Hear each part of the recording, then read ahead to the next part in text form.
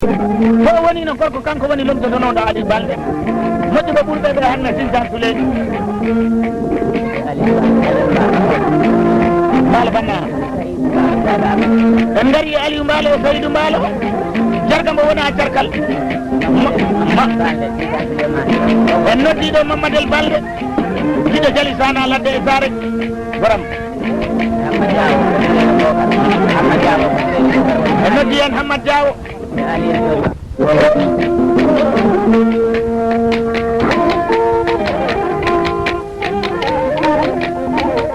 o wi malam bambaɗo e Aliou Badara Sodia on woni ɗono leɓol e damal seydiɓe miñi kam inde Fadi Seydi eɓeni jooɗi e Fatoumata Balde e Awa Seydi daaɗe mon leeɓi e daaɗe mon konnguɗi o wiino kettanoɗo o wi ɗuɗi kare hanki min puɗɗi ñawama ko hande nden jiɗɗen mbaɗon nen kala ko mbawɗen woni hanki mbaɗa jooɗi damal jaman kannade o wi lar suuɗa torankoɓe mbino cukayel mbagguɗi do tire ñande nder mawni janggo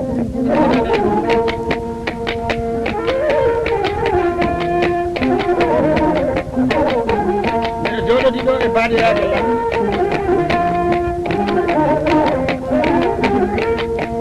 on woni hongo on woni Dialloyel Mbaalo Diallo Mbaalo somo woni no garko kanko woni ɗoɗo ɓiɗɗe Mbaalo jatirawo Baba Mbaalo jatirawo Oumar Mbaalo noddi mbimanaɗo nene jarawo jam jam mo heɓɓata hennata ko lambata e ɗumɗaɗo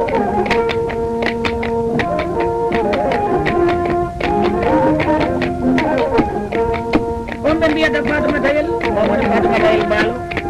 o wi goɗaɗo Demba Mbaalo o wiya meɗen nde Sam Mambo ak Samba Koundel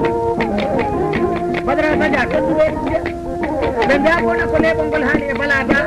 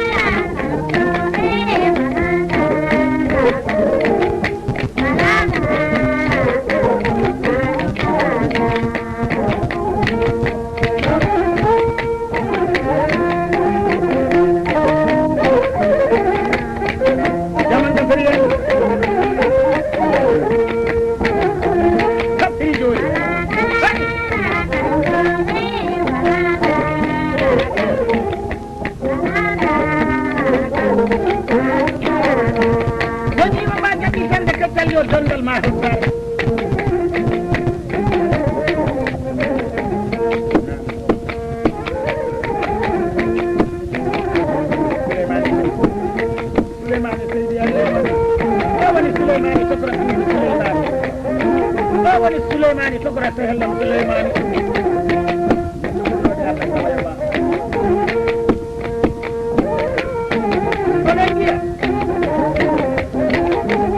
so yenen mbiya jemma e ñalowma tagataɓe golle aduna arani ko golle wurde lamdaki coxtere wona a mawɗo nareje wona a ñamɗo ketto baali hay so a maayi maji ma tinetake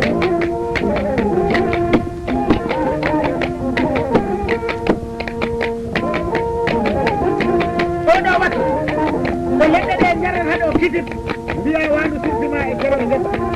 jahoya dara tawa ko salli mundu fabiti wiyande tew balɗe lamdotoɗa muko mbaɗo keruɗa e kaari sappinoroma muɗe andu teccelle kerol ngesa ko gollel sappinorto kono ɗe balɗe heeri ko lamdotoɗa hoto ngesa ma mba haade wiyama ala dora mbatta honno sabu to a ñammi hoɗo ala keero ore nden bal miɗo jooɗiɗo wiide samman miɗo jooɗani pullo am goto mo aggatillo mo aggana soroje ko liggonnoomi e saare belo miɗo jooɗotono e damal sino ɗuma so o woni ma hammadi o woni hammadi hammadi damal o weyno mbiya hammadi jiina albarka e ngaari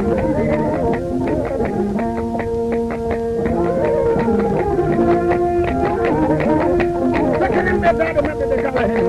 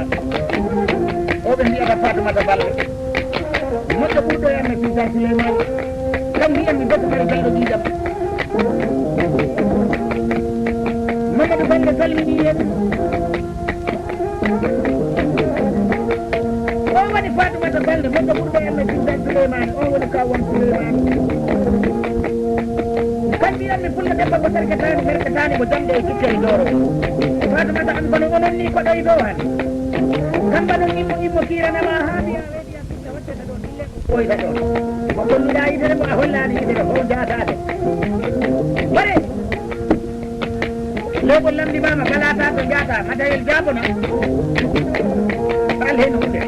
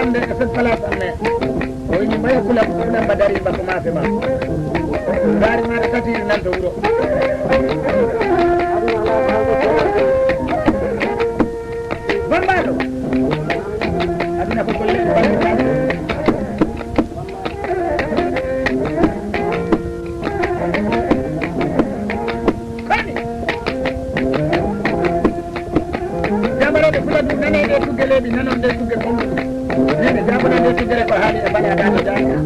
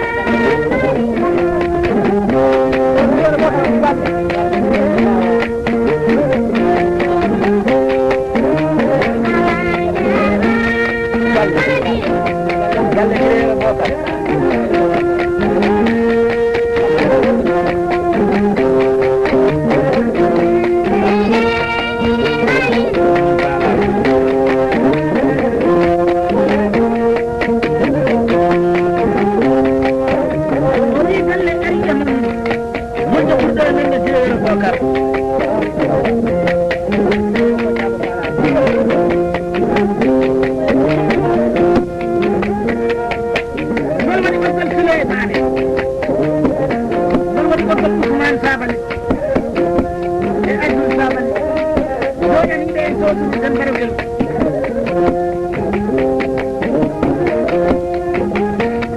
bada apati batte bulle